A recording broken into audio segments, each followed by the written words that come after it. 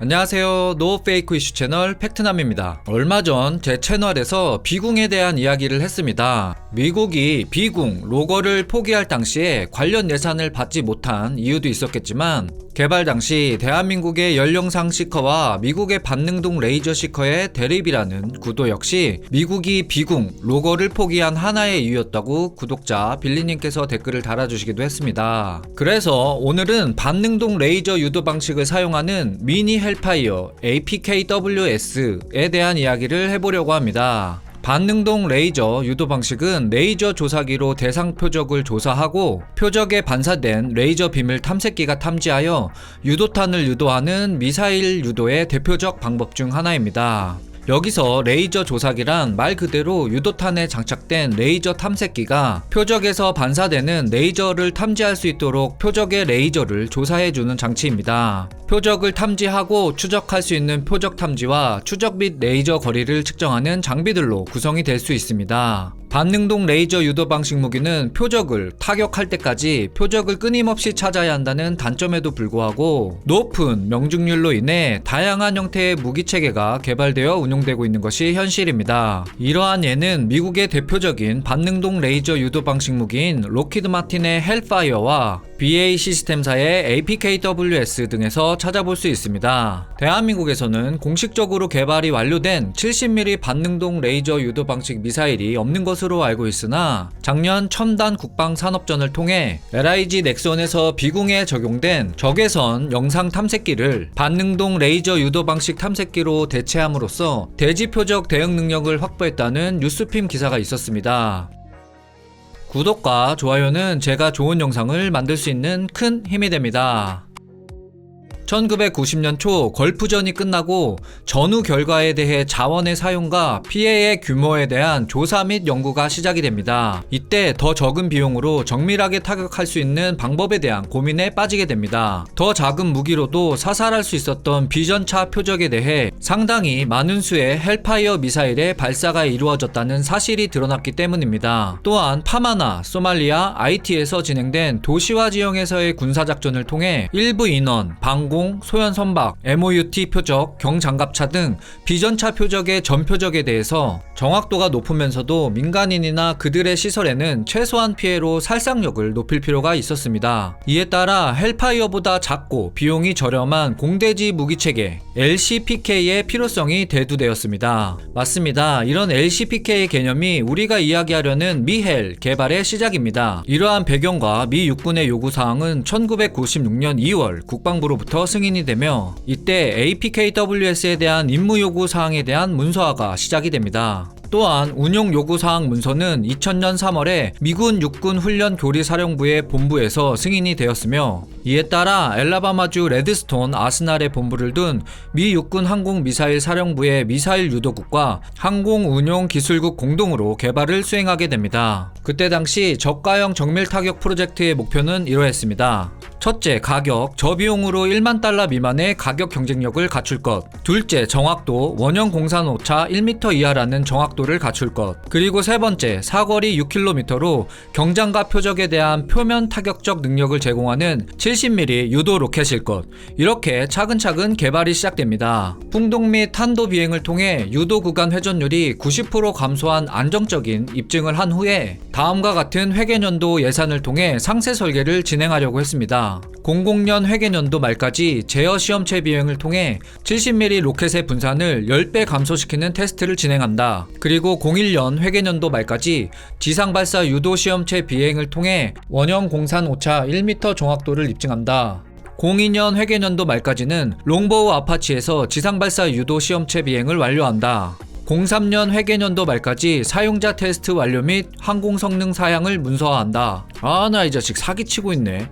이 계획대로라면 2000년도 초에 미국이 이거 다 개발을 했을 거고 당시에 왜 대한민국이랑 로거 개발을 한다고 난리를 쳤겠냐? 맞습니다. 당시 회계년도 계획상으로는 미국의 ACPK가 늦어도 2005년까지 실전 배치가 완료됐어야 합니다. 그러나 2001년 말 5개년 방위 프로그램 목표 각서를 통해 미 육군은 레이시온의 튜브 발사형 광학 추적 무선 발사 후 망각 방식 미사일과 BAE 시스템스의 지능형 위협 적외선 대응 시스템, 그리고 거리 확장탄 등 총 19개 프로그램이 취소가 됩니다. 맞습니다. 바로 자금 부족으로 해당 프로그램은 잠시 중단되었던 것입니다. 이런 예로 봤을 때 비궁이 저승에서 살아나온 것도 참 대단한 사건이라고 생각을 합니다. 그러나 비궁이 다시 돌아온 것처럼 미니 헬파이어도 결국은 다시 프로그램이 시작이 됩니다. 2002년 9월 미니 헬파이어는 블럭 1이라는 버전으로 아래와 같은 조건이 붙은 채로 다시 시작이 됩니다. 향후 소프트웨어 업그레이드가 가능하여 확장성을 가질 것, 그리고 히드라 70mm의 탄두와 모터를 사용할 것,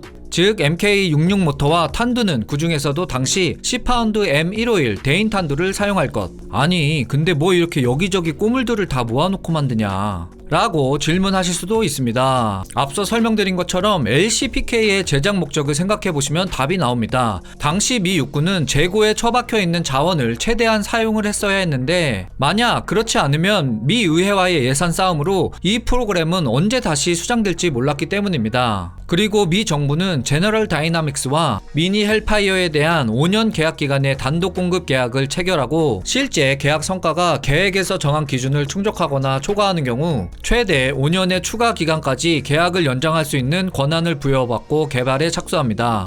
저기요, 미니 헬파이어는 BAE 시스템즈가 개발한 거 아닌가요? 맞습니다. 2005년 4월 열악한 테스트의 결과로 미 육군은 제너럴 다이나믹스를 프로그램에서 결국 취소시켜버립니다. 당시 요구 조건이 너무 많아서 낮은 비용의 개발비로는 해당 요구 조건을 모두 만족할 수는 없었다고 합니다. 그리고 결국 APKWS-2라는 이름으로 다시 한번 경연이 벌어지고, 이때는 탄두에 대한 요구 조건을 완화하여 MK66 로켓 모터만 기반으로 한다는 조건으로 진행이 됩니다. 록히드가 이끄는 LR 연합군과 BAE 시스템스가 이끄는 BNG 연합의 싸움이 시작됩니다. 이 싸움에서 2006년 4월 결국 최종 업체는 BAE가 이끄는 BNG 그룹이 노미네이션 되게 됩니다. 미사일의 추가 개발, 테스트 및 초기 생산을 위한 3년 계약을 시작으로 WGO-592 본체 유도 섹션에 소위 다살스 분산 조리개 반능동 레이저 시커를 사용하는 레이저 유도 미사일로 재탄생하게 됩니다. 그리고 미니 헬파이어2는 2012년 미 해군의 IOC를 달성하여 같은 해 BAE 시스템즈와 최초의 플레이트 생산 계약을 체결했습니다. 잠깐 아까 미 육군이 필요하대서 미 육군이 시작하고 초기 테스트도 거기서 했는데 왜 미 해군하고 계약을 해? 라고 질문하실 수도 있겠습니다. 무기 개발에서 큰 변동이 생기면 1차적으로는 모두 예산입니다. 맞습니다. 2008년 회계년도 미 육군 예산에서 해당 프로그램 자금 지원이 철회가 되었습니다. 이에 2008년 11월 미 육군에서 미 해군으로 초기 계약과 프로그램 진행 상황이 이전이 되었던 것입니다. 이렇게 해서 2012년 3월 IOC 달성으로 BAE 시스템즈는 그해 7월부터 완전 생산 계약을 체결한 후 파이어 스카우트를 시작으로 고정익 전술 전투기 플랫폼에서 발사될 수 있도록 확장성을 갖추어 갑니다. 2020년까지 미니 헬파이어2 미사일은 코브라, 아파치, 페이브 호크, 해리어, 썬더볼트, 파이팅 팔콘 등 광범위한 플랫폼과 성공적으로 통합이 되었으며 각각의 플랫폼에 맞게 AGR이라는 MDS 지정을 완료하게 됩니다. 저기요? 이거 AGR이면 로켓인데요. 유도되는 미사일 개념이니까 AGM이라고 불려야 되는 거 아닌가요? 미니 헬파이어2의 컨셉을 살펴보면 답이 나옵니다. 히드라 70mm 로켓에 기반을 하기 때문에 미사일 같지만 그대로 AGR이라는 제식 명칭을 사용하게 됩니다. 자, 그러면 이제 현재로 돌아와서 이 잘난 미니 헬파이어2 미사일을 놔두고 왜 집 나간 미군이 비궁으로 돌아오는 것일까요? 여기서부터는 제 개인적인 생각임을 미리 알려드립니다. 바로 유도 방식의 차이에서 나오는 동시 대응 능력이라고 생각을 해봅니다. 일부는 가격이라고 이야기하시는 분들도 있으나 이는 비궁에 추적기가 포함이 되어 있기 때문에 오히려 비궁 가격이 높을 것으로 예상이 되기 때문입니다. 그러나 무기라는 특성상 저 같은 일반인은 정확한 가격을 알 수가 없으므로 여러 매체를 통해 나오는 정보로 유출을 해본 것입니다. 우크라이나 전쟁에서 러시아가 수상드론 마구라 V5로 동시다발적 소형 해상드론에 엄청 두들겨 맞는 장면을 보면서 미국 또한 이게 남의 일이 아니구나 라고 생각했을 것이며, 이에 대한 동시표적 유도가 가능하고 납기일이 빠르며 가격 경쟁력이 있는 제품이 필요했을 것으로 판단이 됩니다. 저는 딱 여기까지만 주제로 던져놓고 빠지도록 하겠습니다. 사실 더 이상 이야기할 능력도 없으며 너무 개인적인 의견을 내놓으면 항상 그 끝은 싸움판이기 때문입니다.